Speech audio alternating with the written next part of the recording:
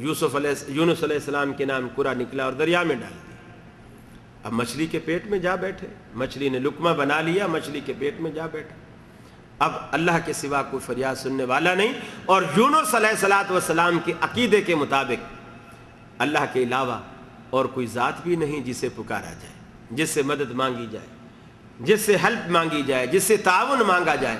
یہ ہمارے پیغمبر یونس علیہ السلام کا عقیدہ تھا، اور تمام انبیاء کا یہی عقیدہ رہا ہے۔ ہمارے جناب محمد رسول اللہ صلی اللہ علیہ وسلم کا بھی یہی منہج تھا، ساری زندگی یہی مشن رہا۔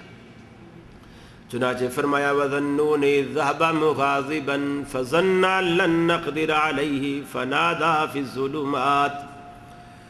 ہمارا پیغمبر یونس علیہ السلام ہم سے اجازت مانگے بغیر، ہم سے پوچھے بغیر اپنی بستی سے چل پڑا۔ وہ یہ سمجھا کہ شاید ہم اس بات پر قادر نہیں، وہ پار لگ جائے گا کشتی سے، کنارے لگ جائے گا، دریا پار کر جائے گا، لیکن انجام کار سے بالکل بے خبر۔ مچھلی نے لقمہ بنا لیا، فنادا فی الظلمات، اندھیروں میں رب العالمین کو پکارا۔ عربی کے اندر یہ جو جمع کا صیغہ ہے نا، 3 سے شروع ہوتا ہے۔ عام زبانوں میں جو ہے وہ 2 سے شروع ہوتا ہے، ایک واحد ہوتا ہے، ایک جمع ہوتا ہے، لیکن عربی میں ایک واحد ہوتا ہے، پھر تثنیہ ہوتا ہے، پھر جمع ہوتا ہے، یعنی ایک ہوتا ہے، 2 ہوتے ہیں، پھر 3 سے جمع شروع ہوتی ہے۔ تو اللہ نے یہاں لفظ ظلمات کا استعمال کیا کہ یونس علیہ السلام نے اندھیروں میں پکارا۔ اندھیرا تو ایک ہی ہوتا ہے، لیکن قرآن نے کہا کہ یونس علیہ السلام نے اندھیروں میں اللہ رب العالمین کو پکارا۔ اگر قرآن مجید کے اس لطیف انداز پر غور کیا جائے تو ہمیں وہ 3 اندھیرے جس پر جمع کا اطلاق ہوتا ہے وہ سامنے آتے۔ ایک فرمایا سمندر کی گہرائی کا اندھیرا، رات کی سیاہی کا اندھیرا، شکم ماہی کا اندھیرا۔ تینوں اندھیروں میں یونس علیہ السلام نے رب العالمین کو پکارا، فنادا فی الظلمات، اندھیروں میں یونس علیہ السلام نے رب العالمین کو پکارا۔ میں پوچھتا ہوں جدہ میں رہنے والے مسلمانوں، ان تینوں اندھیروں میں یونس علیہ السلام کے لبوں پر کس کا نام آیا؟ کس کا نام آیا یونس علیہ السلام کے لبوں پر؟ اللہ کا نام آیا۔ قرآن کہتا ہے لولا انہ کان من المسبحین للبث فی بطنہ الی یوم یبعثون، اگر یونس کے لبوں پر ہمارا نام نہ آتا، اپنی اس مشکل میں یونس علیہ السلام میں نہ پکارتا، للبث فی بطنہ الی یوم یبعثون، قیامت تک یونس کو مچھلی کے پیٹ میں رکھتے اور ہمارے سوا کوئی اس کی دستگیری نہ کر سکتا۔ قیامت کا دن ہوتا، ساری کائنات میدان معاشر میں اپنی قبریں پھاڑ کر، قبروں سے نکل کر میدان معاشر میں آتی، اکیلا یونس مچھلی کے پیٹ کو پھاڑ کر، اکیلا یونس مچھلی کے پیٹ سے قیامت والے دن میدان معاشر میں آتا۔ لولا انہ کان من المسبحین، اگر یونس کے لبوں پر ہماری تسبیحیں جاری نہ ہوتی، ہمارا نام یونس علیہ السلام کے لبوں پر نہ آتا، اگر اپنی مشکل میں ہمیں نہ پکارتا۔ آج بھی کائنات کے دکھوں سے نجات پانے کا ایک ہی ذریعہ ہے، ایک ہی طریقہ ہے، اللہ رب العالمین پر بھروسہ کیجیے، اللہ رب العالمین پر تکیہ کیجیے، اللہ رب العالمین سے مانگیے۔ ساری دنیا کے سہارے جھوٹے، ساری دنیا کے سہارے عارضی، ساری دنیا کے سہارے وقتی، ایک رب العالمین کا سہارا ہے، ساری کائنات چھوڑ جائے گی، لیکن فرمایا کل من علیہا فان ویبقى وجہ ربک ذو الجلال والاکرام، ساری کائنات کو فنا کی تلوار نے ختم کر دینا ہے، باقی رہنے والی اللہ رب العالمین کی ذات ہے، وہی ایک ذات ہے۔ ساری کائنات پر دوام کسی کو رب العالمین نے عطا نہیں کیا، ساری کائنات پر فنا لازم ہے، بقا کا لزوم صرف اللہ رب العالمین کی ذات کے لیے مخصوص۔ پیغمبر بھی باقی نہیں رہیں گے، فرشتے بھی باقی نہیں رہیں گے، آسمان اور زمین بھی باقی نہیں رہیں گے۔ والسماوات مطویات بیمینہ، اللہ کہتا ہے یہ آسمان جو تمہیں اتنا بھاری بھرکم آسمان نظر آ رہا ہے، اللہ رب العالمین کے دائیں ہاتھ میں لپٹا ہوگا، کسی کو رب العالمین نے دوام نہیں بخشا۔ اللہ رب العالمین کی اپنی ذات کو دوام ہے. جب بھی بھروسہ کیجئے، جب بھی سہارا بنائیے، اللہ رب العالمین کی ذات کو سہارا بنائیے. یہ ایسا سہارا ہے کائنات میں سارے چھوڑ جائیں گے.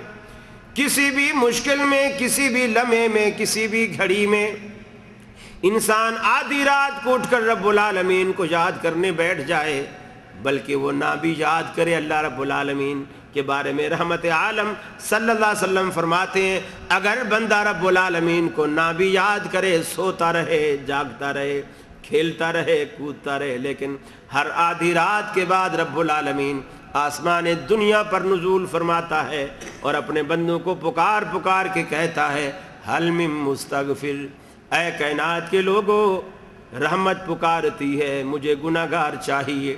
اللہ رب العالمین آسمان دنیا پر نزول فرما کر کائنات میں اعلان کرتا ہے کوئی ہے گناہوں کا مارا جو گناہوں کی دلدل میں اتر چکا ہو، سیاہوں کی دلدل میں اتر چکا ہو، اس نے اپنا روح سیاہ کر لیا ہو، اپنی زندگی سیاہ کر لی ہو، اپنا دامن داغدار کر بیٹھا ہو. آج کوئی دیکھنے والا نہیں، اکیلے سے چپکے سے رات کے اندھیرے سے فائدہ اٹھاتے ہوئے میری جناب میں دو اشک ندامت کے بہاتے ہوئے، اپنا دکھڑا مجھے سناتے ہوئے تنہائی میں خلوت میں مجھے کہہ دے اللہم اغفر لی، میرے بندو میں بخشنے کے لیے آسمان دنیا پر آیا ہوں. ہے کوئی گناہگار جو مجھ سے بخشش مانگے؟ اے کائنات کے لوگوں تم میں کوئی بیمار ایسا موجود ہو، میں بیماروں کو شفا دینے کے لیے آسمان دنیا پر نزول فرما ہوں. کوئی ہے مریض، کوئی ہے بیمار جو مجھ سے شفا مانگے، میں اسے شفا دینے کے لیے تیار ہوں. کوئی بھوکا، کوئی پیاسا، کوئی لباس کا ضرورت مند، میں اسے لباس دینے کے لیے، اسے پانی پلانے کے لیے، اسے کھانا کھلانے کے لیے میں آسمان دنیا پر نزول فرما ہوں. کوئی ہے جو مجھ سے مانگے؟ رب العالمین سے نہ مانگو تو رب العالمین ناراض ہو جاتا ہے، کیونکہ رب العالمین کہتا ہے میری ایک ذات ایسی ہے من یتوکل علی اللہ فہو حسبہ.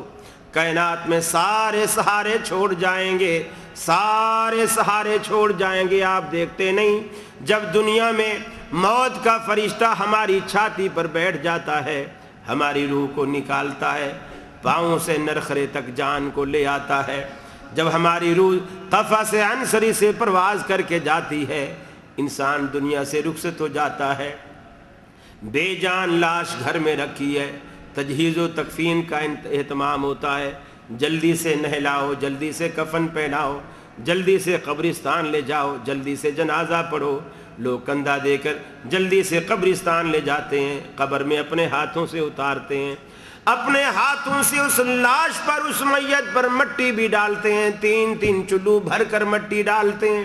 شاید شریعت نے یہ حکمت اس لیے رکھی کہ ہر انسان 3 دفعہ یہ مٹی ڈال کر تصور کرے کہ دیکھو آج یہ میرا باپ تھا، میرا بھائی تھا، میری ماں تھی، میری بہن تھی، میرا دوست تھا، میرا بیٹا تھا، لیکن آج مر جانے کے بعد میں اس پہ مٹی ڈال رہا ہوں. کل کو میں نے بھی تو مرنا ہے، لوگوں نے میرے ساتھ ایسا ہی کرنا ہے. میت کو بھی رب العالمین یہ تصور دلاتا ہے کہ دیکھ تیرے عزیز، تیرے رشتہ دار، تو میرے علاوہ اگر کسی پر بھروسہ کیا کرتا تھا تو آج سب نے تیرا ساتھ چھوڑ دیا، سارے مٹی ڈال کے جا رہے ہیں، سارے اپنے ہاتھوں سے تجھے مٹی کے حوالے کر کے جا رہے ہیں. اب اس کے بعد ہمارے سوا کوئی بھی تیرے ساتھ رہنے والا نہیں. تو اللہ رب العالمین کی ذات واحد ذات ہے جو زندگی کے حتیٰ کہ ماں کے بطن سے لے کر ہمارا بچپن، ہمارا لڑکپن، ہماری جوانی، ہمارا بڑھاپا، ہماری قبر تک کی ساری ضرورتیں، سارے اہتمامات اللہ رب العالمین کرتا ہے. لیکن پھر بھی ہم اس چیز کو نہیں دیکھتے، پھر بھی ہم اس چیز پر دھیان نہیں دیتے. میرے بھائیو، اللہ رب العالمین کی ذات واحد ذات ہے. من یتوکل علی اللہ فہو حسبہ. جس نے اللہ پر بھروسہ کیا اس کا یہ بھروسہ اسے کافی، اس کا یہ بھروسہ اسے کافی ہے ہر میدان میں. اب آپ دیکھیں صحابہ کرام نے مختلف موقعوں پر اللہ رب العالمین سے دعائیں کرتے، میدان میں اترتے، اللہ فتح دیتا. غزوہ حنین میں صحابہ کرام کی تعداد بڑی تھی، کفار کی تعداد کے مقابلے میں